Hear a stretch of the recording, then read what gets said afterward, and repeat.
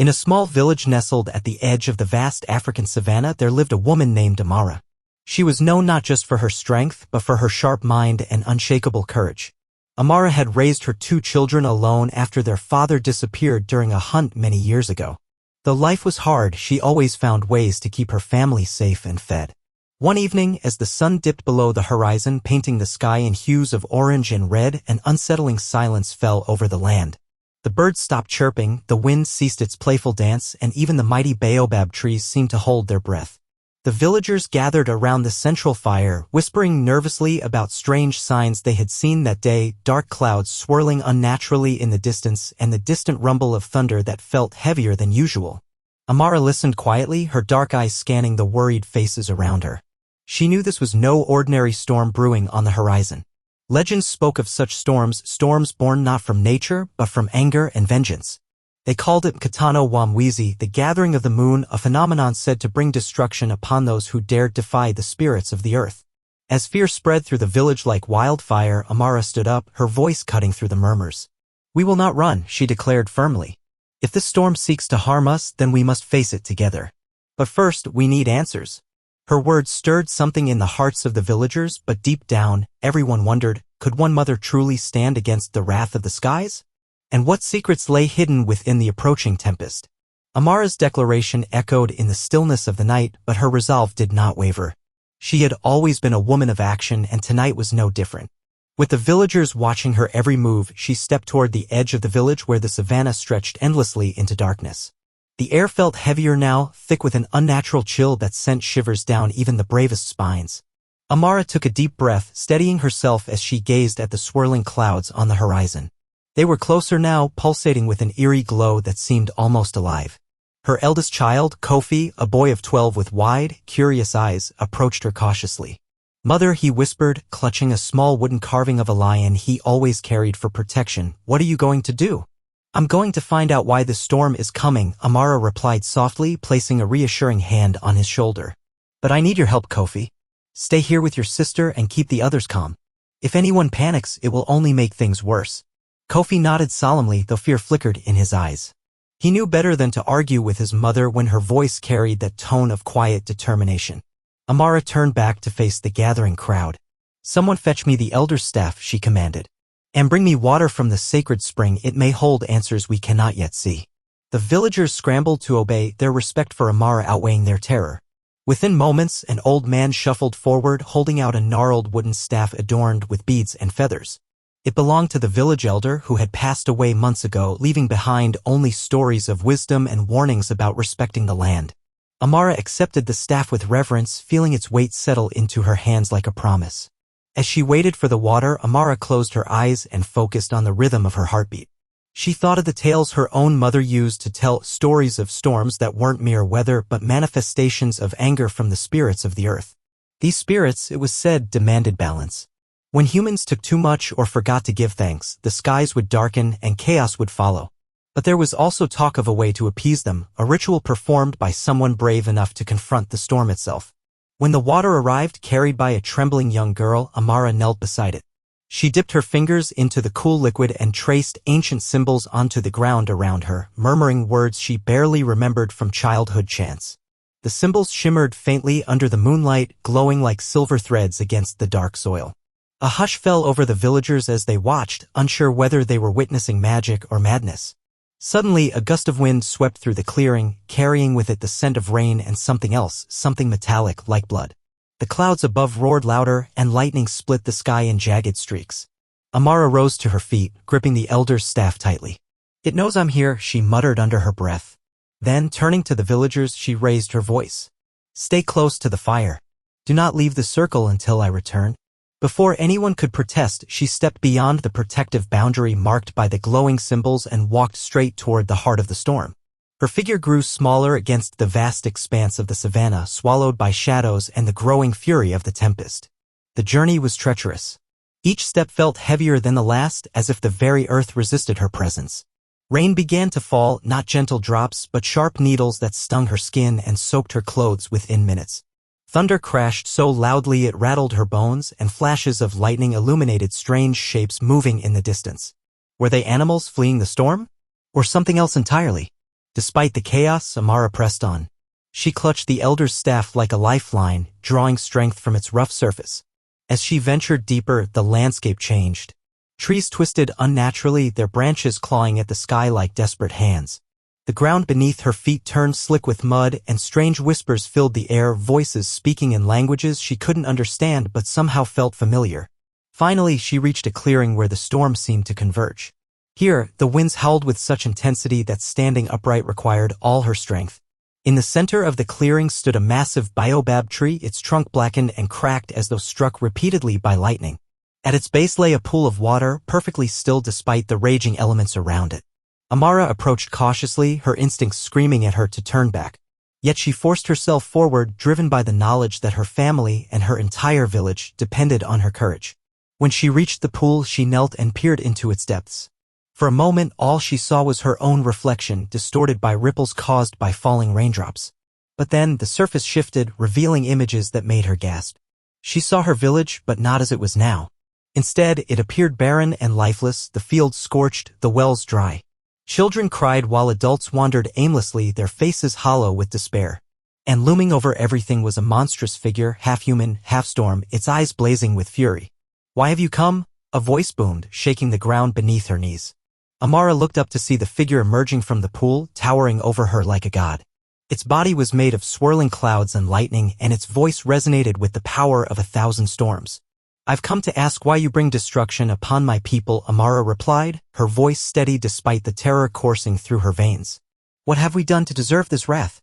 The storm being tilted its head, studying her with those fiery eyes. "You take without giving," it growled. "You drain the rivers, burn the forests, and forget the rituals that honor the earth. Your greed has awakened my anger."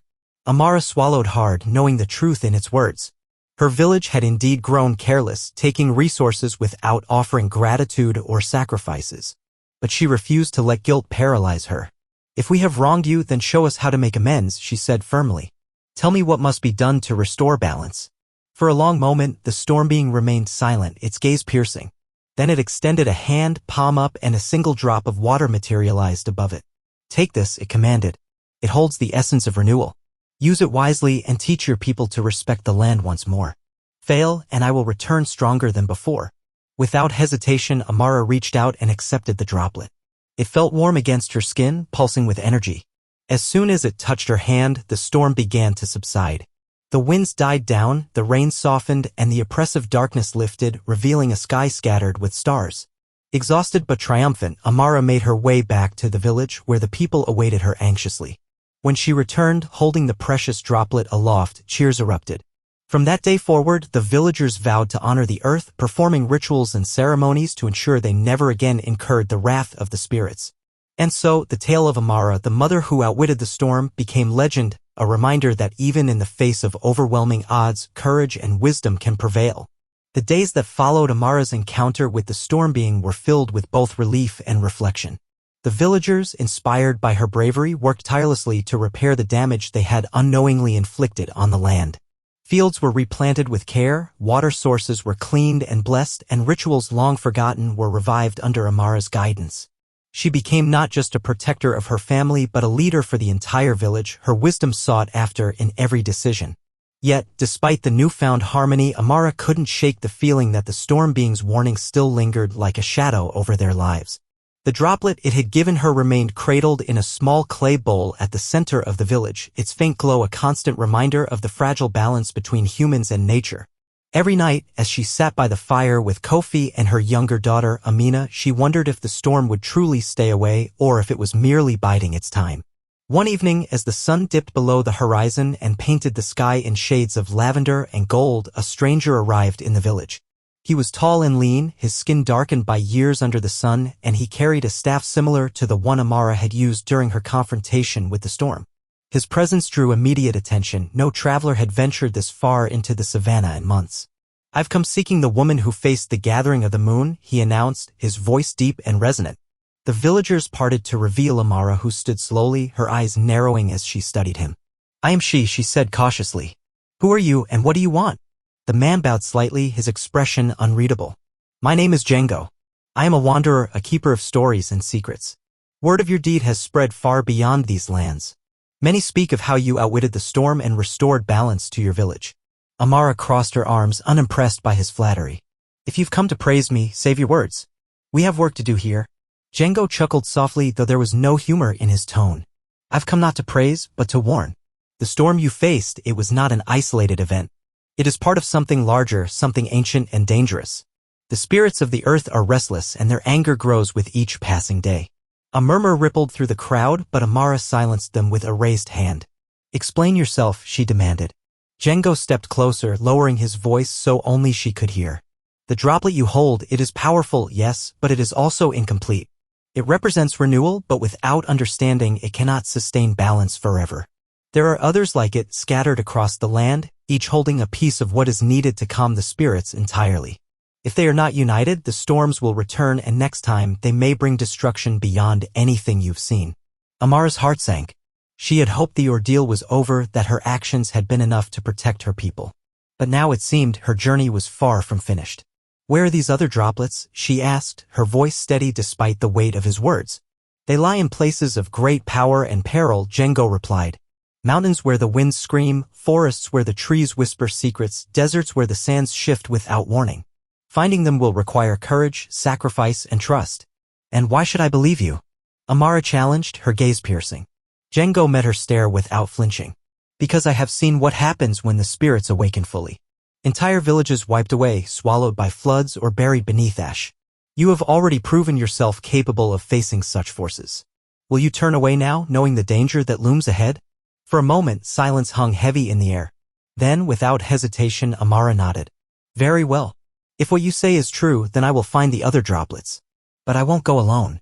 She turned to the villagers, raising her voice so all could hear. This task is too great for one person to bear. I need volunteers, those willing to leave behind the safety of our home to help secure the future of our people.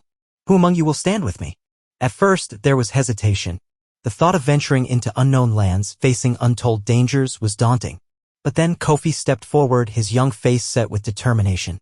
I'll go, mother, he said firmly. You taught me to be brave, and I won't let you face this alone. Tears pricked Amara's eyes, but she quickly blinked them away. You're still a child, she began, but Kofi interrupted. I'm old enough to fight for my family, he insisted. And for our village. Inspired by his courage, others began to step forward, men and women, young and old, each offering their skills and strength. Among them was Amina, clutching a woven pouch filled with herbs and remedies. I'll heal those who get hurt, she declared, her voice soft but resolute. Amara looked at the group gathered before her, pride swelling in her chest. Then we leave at dawn, she said. Prepare yourselves, for the road ahead will test us in ways we cannot yet imagine. As the villagers dispersed to gather supplies, Django approached Amara once more. You've chosen wisely, he said. But remember this, the path to peace is often paved with loss. Are you prepared for that? Amara's jaw tightened, but she nodded. Whatever it takes, she said. For my children, for my people, and for the land that sustains us. The next morning, as the first rays of sunlight broke over the horizon, the group set out, led by Amara and guided by Django. Behind them, the village watched in silence, their hopes and fears wrapped up in the figures disappearing into the vast expanse of the savannah. Ahead lay uncertainty, danger, and the promise of salvation, but also the knowledge that some battles are fought not just for survival, but for the soul of the earth itself. The journey began under a sky streaked with gold and pink, the morning air crisp and alive with the sounds of waking birds. Amara led the group with purpose, her steps steady despite the weight of responsibility on her shoulders. Kofi walked beside her, clutching his wooden lion carving tightly, while Amina stayed close to Django, peppering him with questions about the lands they would traverse. The rest of the volunteers followed in pairs or small clusters, their faces etched with determination but also apprehension. Django had warned them that the first droplet lay in the whispering forest, a dense expanse of towering trees said to hum with ancient voices. It is not far, he explained as they walked, but the forest does not welcome intruders lightly. You must tread carefully, for its secrets are guarded by forces older than memory. As they approached the edge of the forest hours later, the atmosphere shifted noticeably. The vibrant greens of the savanna gave way to shadowy canopies, and the cheerful chirping of birds was replaced by an eerie silence. Even the wind seemed hesitant to enter, leaving the air unnervingly still. Amara paused at the threshold, turning to address the group. Stay close and listen to my commands, she instructed. If you hear whispers, do not answer them, they may lead you astray. Trust only what you see with your own eyes. With that, they stepped into the forest. The moment they crossed the boundary, the temperature dropped sharply and the ground beneath their feet became soft and spongy as though the earth itself were breathing. Strange shapes loomed in the dim light, twisted roots that resembled grasping hands, vines that hung like curtains, and tree trunks marked with symbols none of them recognized. Kofi clung to his mother's arm, his voice barely above a whisper. "Do you hear that?" Amara nodded grimly. Faint murmurs filled the air, indistinct yet insistent, as if the trees themselves were trying to communicate. She tightened her grip on the elder's staff, drawing strength from its familiar weight. "Keep moving," she urged. "Don't let the whispers distract you." But distraction was inevitable. As they ventured deeper, the murmurs grew louder, forming words that seemed to echo directly in their minds. Some heard promises of wealth and power, others were lured by visions of loved ones long gone. One man, overwhelmed by the sound of his deceased wife calling his name, broke away from the group and disappeared into the shadows before anyone could stop him. "Stay focused," Amara shouted, her voice cutting through the chaos. "These are tricks meant to divide us. We must stay together." Her words steadied the group, but the forest was relentless. Roots snaked across their path, forcing them to deter. Vines whipped through the air, tangling around ankles and wrists. At one point, Amina stumbled into a patch of glowing mushrooms, their light casting strange patterns on her skin. When she emerged moments later, her eyes were wide with wonder but also fear. "I saw something," she stammered. A figure standing among the trees. It looked human, but its face, it wasn't right. Before anyone could respond, a low growl rumbled through the forest, sending shivers down their spines. From the shadows emerged a massive creature, part leopard and part spirit, its fur shimmering like liquid silver. Its eyes glowed with an unnatural intelligence, and its presence radiated menace. "This is the Guardian," Django whispered urgently. "It protects the droplet. Only one who proves worthy may approach it." Amara stepped forward, raising the elder's staff. "We mean no harm," she called out, her voice firm despite the knot of dread in her stomach. "We seek the droplet to restore balance to the land." The creature circled her slowly, its movements fluid and predatory. Then, without warning, it lunged, claws extended. Amara sidestepped just in time, swinging the staff with all her might. The impact sent a shockwave through the air, causing the creature to recoil momentarily. But the battle was far from over. The Guardian attacked again and again, each strike testing Amara's strength and resolve. Behind her, the group watched helplessly, unsure how to intervene. Finally, during a brief pause in the assault, Django shouted, "You must speak to it. Show it your heart." Taking a deep breath, Amara lowered her weapon and locked eyes with the creature. "I am not here for greed or glory," she said, her voice steady. "I fight for my children, for my people, and for the land that gives us life. If taking this droplet means protecting them, then I will do whatever it takes, even if it costs me everything." For a moment, the forest fell silent. Then, the creature bowed its head, stepping aside to reveal a small pool nestled at the base of an ancient tree. Within the pool floated the second droplet, glowing faintly with a pale blue light. Amara approached cautiously, kneeling beside the water.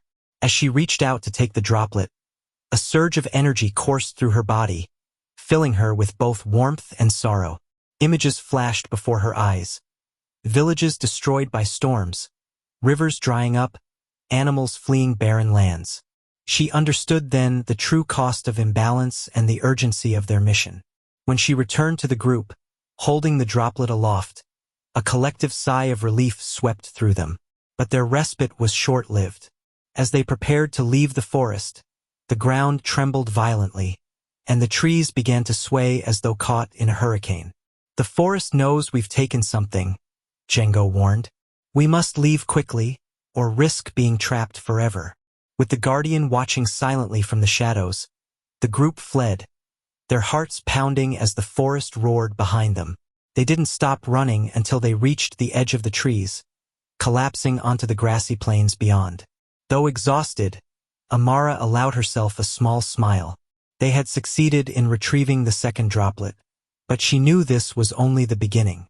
Ahead lay more trials, more sacrifices, and more battles against forces they could scarcely comprehend. Yet, as she looked at the determined faces of her companions, she felt a spark of hope. Together they would face whatever came next, for their families, for their village, and for the future of the land they called home.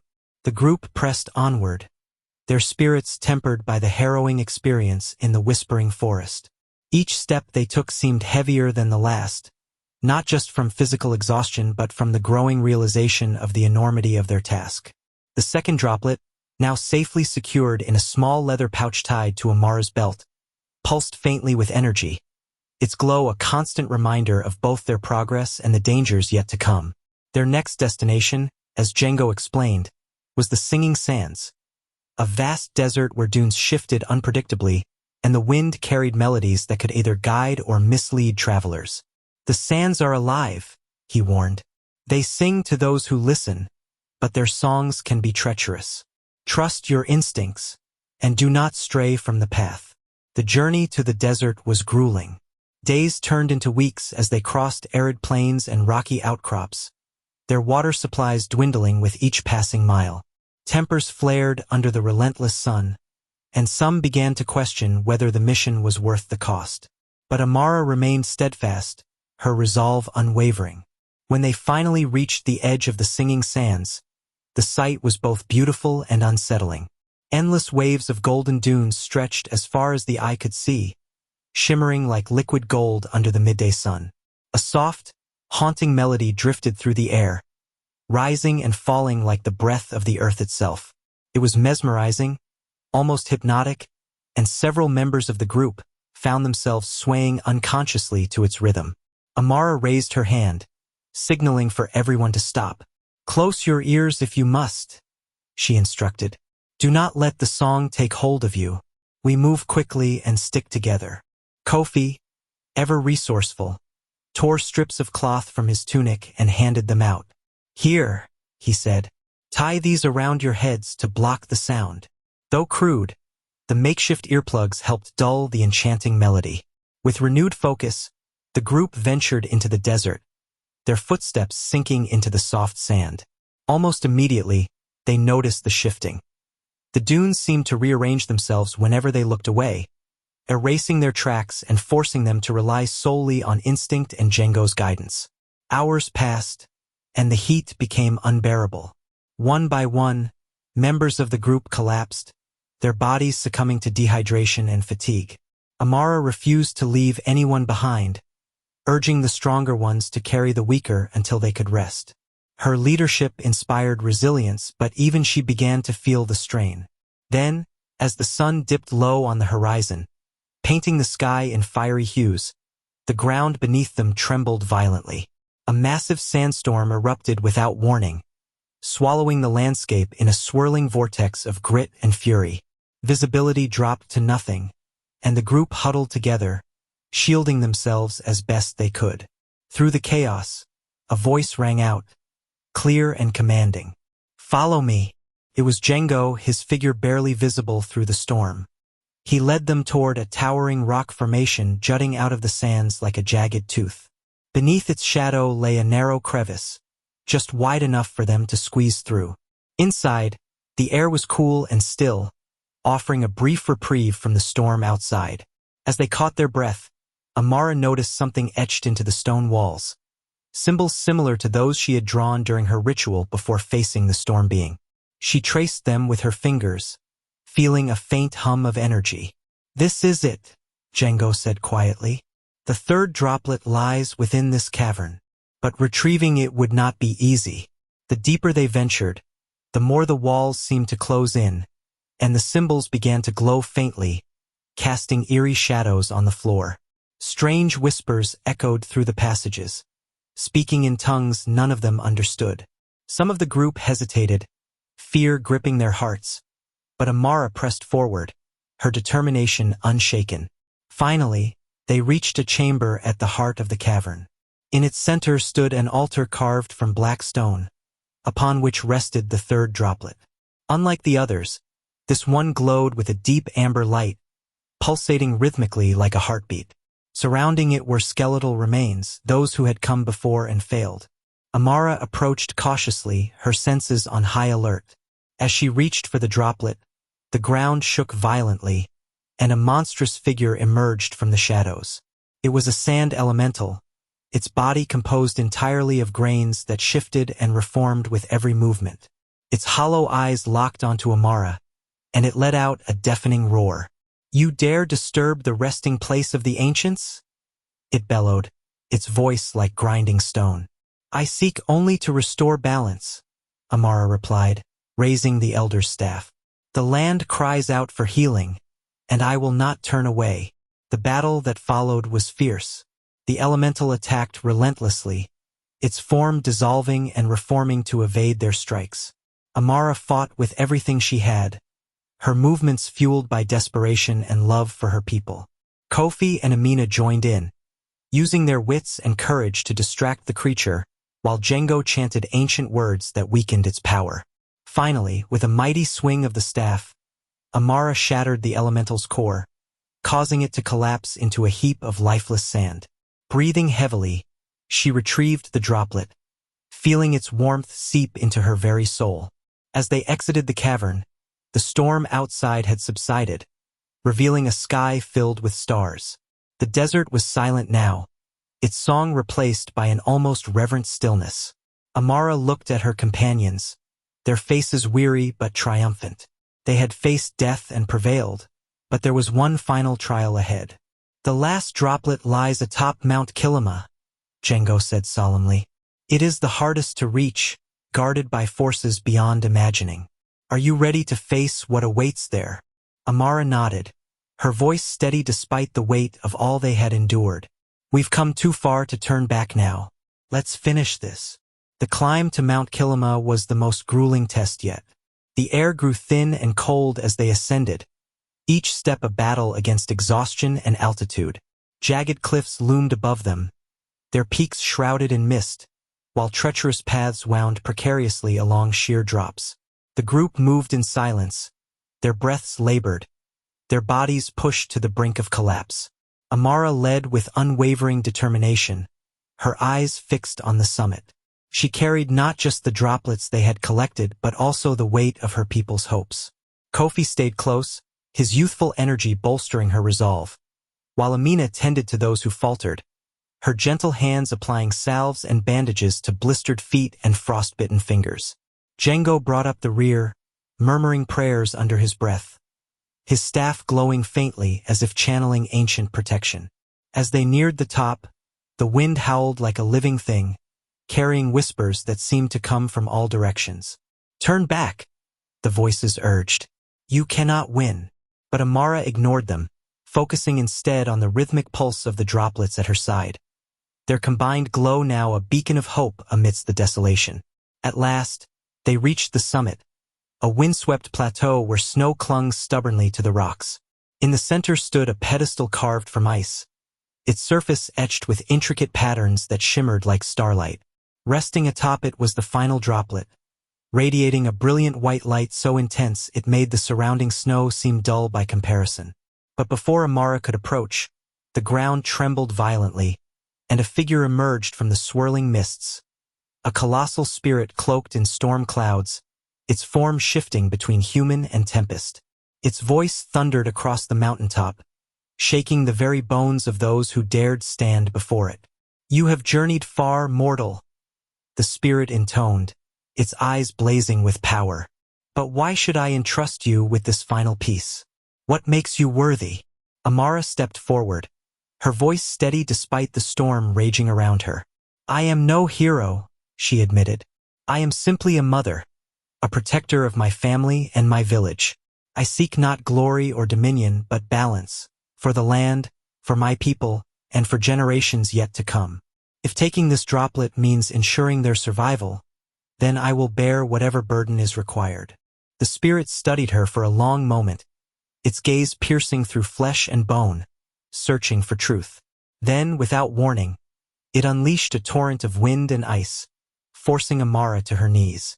Lightning crackled overhead, illuminating the terrified faces of her companions. "Prove your worth," the spirit commanded. "Face me, and show me your heart." Summoning every ounce of strength, Amara rose to her feet, gripping the elder's staff tightly. She did not attack. Instead, she planted the staff firmly into the ground and knelt beside it, bowing her head in submission. "If my life is what you demand, then take it," she said calmly. "But know this, My sacrifice will not be in vain. My children will carry the torch, and others will rise to continue the fight. The land will endure, even if I do not. For a moment, there was silence, broken only by the howling wind.